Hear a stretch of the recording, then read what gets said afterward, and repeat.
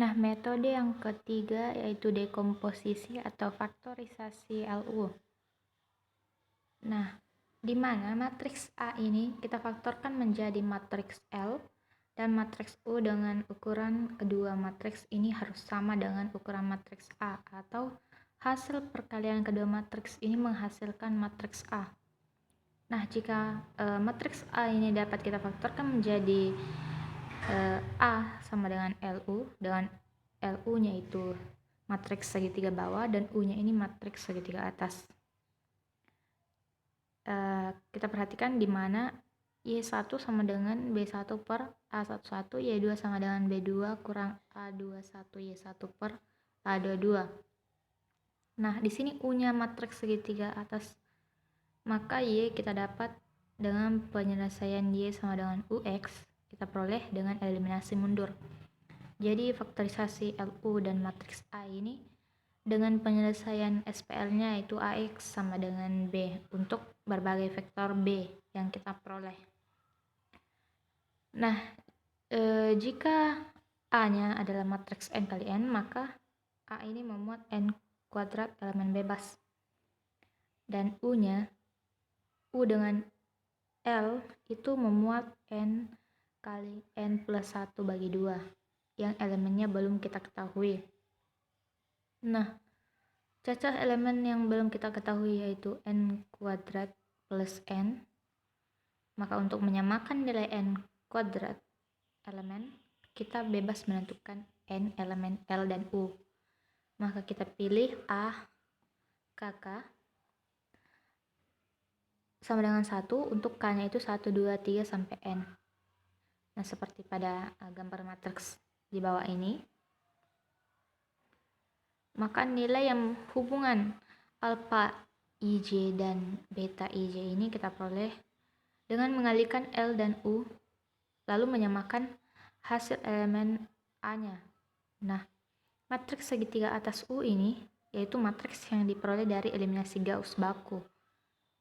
Maka nilai beta IJ-nya ini diperoleh dengan hubungan alpha IJ dan beta IJ sebagai berikut ini, di mana alpha I1 sama dengan alpha I1 per beta 11. Maka alpha IJ sama dengan alpha IK ini dikurang sigma M sama dengan 1 sampai dengan J kurang 1 kali alpha IM beta MJ per beta KK.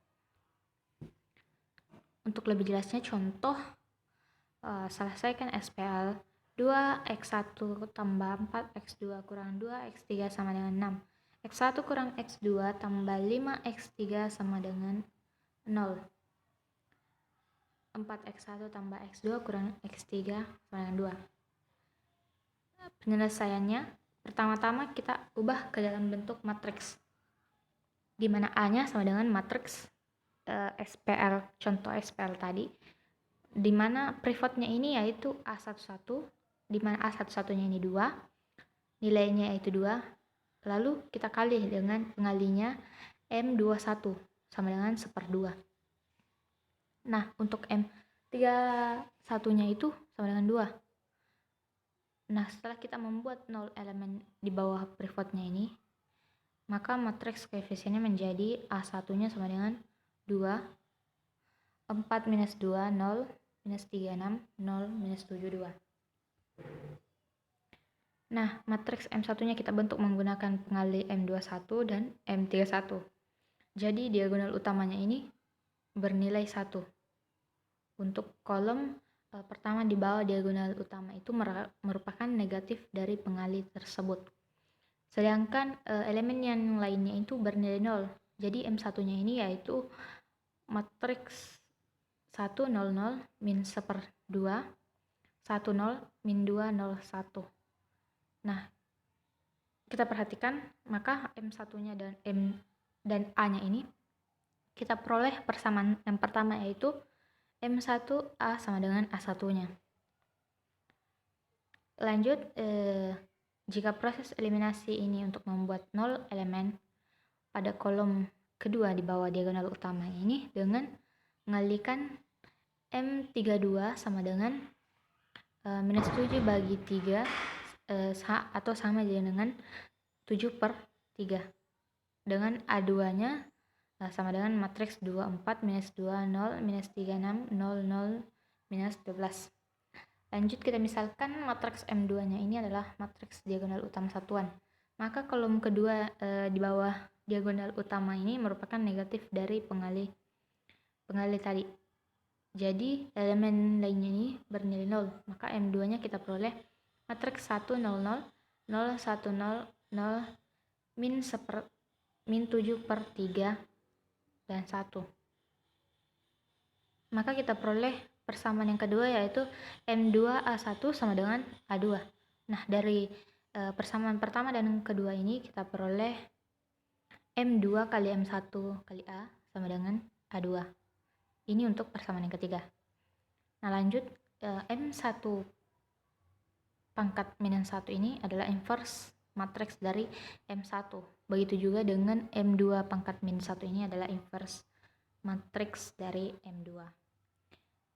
Lanjut, nah dari persamaan ketiga tadi kita peroleh A-nya sama dengan I kali A sama dengan, dimana M1 inverse M1 ini kita kalikan dengan inverse M2 dikali M2 dikali dengan M1 dikali A sama dengan inverse M1 dikali dengan inverse M2 dikali dengan M2 kali M1 kali A. Maka kita peroleh persamaan yang keempat yaitu M1 pangkat min 1 M2 pangkat min 2 A2. Nah, karena M1 pangkat min 1 dan M2 pangkat min 2 itu matriks segitiga bawah, demikian maka A2-nya ini adalah matriks segitiga atas. Jadi L sama dengan L-nya yaitu M1 inverse M1 dikali dengan inverse M2. Jadi U-nya sama dengan A2. Dari persamaan yang keempat tadi, maka A-nya ini sama dengan L dikali U. Dengan ruas kanan yaitu faktorisasi LU matriks A. Nah, contoh dengan mengalihkan inverse M1 dengan inverse M2. Kita peroleh, nah L-nya ini sama dengan matriks ini. Nah, perhatikan kolom pertamanya, di mana kolom pertama dari matriks inverse M1 dengan kolom kedua L sama dengan kolom kedua inverse M2. Ini sama dengan kolom dengan inverse M2. Nah, jika dari proses eliminasi menghasilkan matriks reduksi segitiga atas U dari matriks A ini, maka ini A-nya kita tulis sebagai A sama dengan LU, di mana L-nya ini berbentuk, perhatikan matriks ini, yaitu di mana N1-nya, Mn2 sampai dengan Mn, N kurang 1 yaitu pengalih yang digunakan untuk membuat 0 pada proses eliminasi. Nah, selanjutnya galat dalam penyelesaian SPL, di mana untuk menyelesaikan suatu SPL ini pasti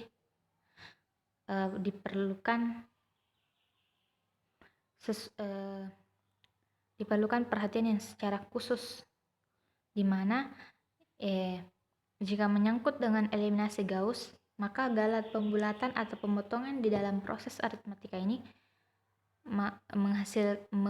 mengakibatkan hampiran pada proses penyelesaiannya. Nah, untuk penyelesaian suatu SPL ini akan menghasilkan akumulasi dari galat-galat minimum dengan pembagian suatu bilangan yang sangat kecil atau pengurangan dua buah bilangan yang hampir sama dengan menghasilkan efek penurunan tingkat keakuratan hasil secara dramatis. Dengan konsep norm atau bilangan kondisi suatu matriks ini, maka akumulasi galat yang terjadi dengan proses penyelesaian SPL ini AX sama dengan B. Dengan memisalkan X galatnya ini adalah hampiran penyelesaiannya. Dengan X-nya yaitu penyelesaian eksaknya, maka galat hampirannya yaitu X sama dengan X dikurang X galatnya. Dengan definisinya R sama dengan B dikurang A dikali X galatnya. Maka residunya di dalam hampiran B ini adalah A dikali X galatnya. Jadi galat X galat ini merupakan SPL dengan matriks koefisien A dan vektor residu R sebagai vektor konstanta. Nah, untuk notasi mutlak X dan matriks A n kali n ini kita tulis dengan double mutlak A yang didefinisikan dengan mutlak X-nya itu sama dengan max I-nya ini lebih besar atau sama dengan 1 lebih kecil sama dengan n dikali dengan mutlak XI, dan yang kedua mutlak A-nya sama dengan max I-nya ini lebih besar atau sama dengan 1 lebih kecil dari 1 sama dengan n, dengan sigma J sama dengan 1 sampai dengan n dengan mutlak A IJ. Maka kita peroleh teorema 2.2, jika A matriks non singular maka penyelesaian AX sama dengan B dan AX galatnya sama dengan B galatnya, sehingga memenuhi mutlak X kurang X galatnya per mutlak X lebih kecil atau sama dengan mutlak A dikali mutlak A inversnya dikali dengan mutlak B dikurang B galatnya per mutlak B. Kita buktikan dengan mengurangkan kedua SPL AX sama dengan B dengan AX galatnya sama dengan B galat. Nah, dengan menggunakan sifat norm kita memenuhi hubungan di mana pembagian dengan mutlak X tadi menghasilkan mutlak X dikurang X galatnya per mutlak X lebih kecil atau sama dengan A inverse dikali dengan B kurang B galatnya per mutlak X sama dengan mutlak A ini dikali dengan mutlak A inverse dikali dengan B kurang B galatnya per mutlak A dikali mutlak X. Nah, karena mutlak A ini tidak sama dengan 0, jadi persamaan AX sama dengan B ini kita peroleh mutlak A dikali mutlak X lebih besar atau sama dengan mutlak B. Nah, dari hasil tadi hasil 2.2 itu memberikan galat relatif hampiran X dengan B. Maka rumus tersebut apabila nilai mutlak A dan inverse dikali inverse A ini sangat besar, jadi K-nya sama dengan mutlak A X kali dengan mutlak A inverse-nya. Nah, untuk lebih jelasnya kita masuk ke contoh soal. Yang pertama, salah satu contoh matriks yang memiliki bilangan kondisi besar dalam matriks Hilbert, di mana Hn sama dengan 1, Hn sama dengan matriks 1, 1 per 2, 1 per 3 sampai dengan 1 per n, 1 per 2, 1 per 3, 1 per 4 sampai dengan 1 per n plus 1, 1 per 3, 1 per 4, 1 per 5 sampai dengan 1 per n plus 2 sampai dengan 1 per n, 1 per n plus 1, 1 per n plus 2 sampai dengan 1 per n 1 per 2n kurang 1. Dengan misalkan n-nya ini adalah 4, jadi kita peroleh H4-nya, kita ubah n-nya ini menjadi 4. Maka untuk H4 inverse-nya kita peroleh pada gambar ini dengan menggunakan rumus norm dan rumus bilangan kondisi tadi. Maka kita peroleh K sama dengan H4-nya dikali dengan H4 inverse-nya, maka hasilnya yaitu 2800. Ini nilainya cukup besar, galatnya itu cukup besar. Nah, untuk melihat bahwa matriks ini Hilbert, karena matriks Hilbert ini sangat sensitif terhadap perubahan kecil pada elemennya, maka kita ambil hampiran H4-nya sampai dengan 5 angka. Maka H4-nya ini sama dengan matriks. Untuk inverse-nya juga begitu. Maka terlihat galat H4-nya ini terjadi pada desimal ke-6. Untuk galat H4 inverse-nya ini terjadi pada tempat desimal kedua. Maka ini terbukti bahwa telah terjadi perubahan angka signifikan yang cukup berarti pada H4 pangkat min 1-nya ini dibandingkan dengan H4-nya. Nah, metode yang kelima yaitu iterasi Jacobi. Nah, metode ini merupakan suatu teknik penyelesaian SPL yang berukuran N kali N, di mana AX sama dengan B secara iteratif.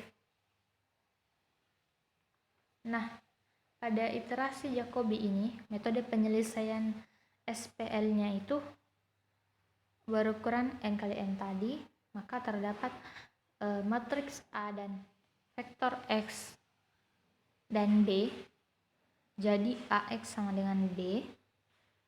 Untuk syarat nilai absolut diagonal utama matriks ini harus lebih besar dari jumlah nilai absolut matriks lainnya pada suatu kolom,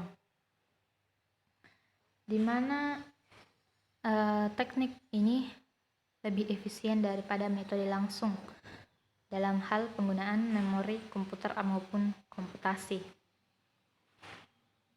Nah, untuk algoritma 2.2 yaitu algoritma iterasi Jacobi untuk menyelesaikan sistem persamaan linear AX sama dengan B dengan A adalah matriks koefisien N kali N, B vektor konstanta N kali 1, dan X vektor N kali 1 yang perlu dicari. Nah, untuk inputnya N, A, B, dan hampiran awalnya yaitu Y sama dengan Y1, Y2, Y3 sampai dengan Yn pangkat T dengan batas toleransi T dan maksimum iterasi N. Nah, outputnya itu X sama dengan X1, X2, X3 sampai dengan Xn pangkat T, atau pesan ini gagal. Nah, ini langkah-langkah dalam proses MATLAB iterasi Jacobi. Nah, jika XK menyatakan hampiran ke K penyelesaian SPL AX dengan X0 tadi, maka X ini dengan rumus iterasi Jacobi yaitu X N plus 1 pangkat N plus 1 sama dengan D pangkat min 1 kali dengan B kurang Rx pangkat N, dengan D-nya ini adalah matriks diagonal. Nah, jika menggunakan iterasi Jacobi, kita nyatakan dengan XI-nya sama dengan K, pangkat K sama dengan 1/AII kali BI kurang sigma J-nya tidak sama dengan I, AIJ kali XJ pangkat K kurang 1 dengan I-nya itu 1 sampai dengan N, K-nya sama dengan 1, 2, 3. Nah, dengan A-nya sama dengan L tambah D tambah U, seperti yang kita ketahui yaitu L-nya matriks segitiga bawah, D-nya tadi itu matriks diagonal, dan U-nya adalah matriks segitiga. Nah, kita misalkan contoh 10x1 kurang x2 tambah 2x3 sama dengan 6. Min x1 tambah 11x2 kurang x3 tambah 3x4 sama dengan 25. 2x1 kurang x2 tambah 10x3 kurang x4 sama dengan min 11. 3x2 kurang x3 tambah 8x4 sama dengan 15. Nah, pertama kita nyatakan dulu setiap variabelnya itu dalam ketiga variabel. Untuk x1-nya dari persamaan P1 tadi dalam x2, x3, dan x4. x2-nya itu x1, x3, dan x4. Sedangkan x3-nya itu x1, x2, dan x4. Sedangkan x4-nya x1, x2, dan x3. Maka hasilnya kita peroleh x1-nya sama dengan x2 per 10 kurang x3 per 5 tambah 3 per 5. Itu untuk P5-nya. Sedangkan X2-nya sama dengan X1 per 11 tambah X3 per 11 dikurang 3X4 per 11 tambah 25 per 11. Ini untuk P6-nya. Sedangkan X3-nya sama dengan min X1 per 5 tambah X2 per 10 tambah X4 per 10 kurang 11 per 10. Ini untuk P7-nya dengan X4 sama dengan min 3X2 per 8 tambah X3 per 8 tambah 15 per 8. Ini untuk P8-nya. Nah, kita misal hampiran penyelesaian awalnya tadi, di mana 0, 0, 0, 0 pangkat T. Jadi penyelesaian SPL-nya di mana X1 sama dengan 0,6, X2 sama dengan 2,2727, X3-nya sama dengan min 1,1 dengan X4 sama dengan 1,8750. Nah, dengan nilai tadi pada ruas kanan persamaan P5 dikurang P8. Maka kita dapat menghitung hampiran keduanya. Nah, proses ini bisa kita ulang-ulang sampai keakuratan hampirannya ini keakuratan yang ingin kita capai ini tercapai.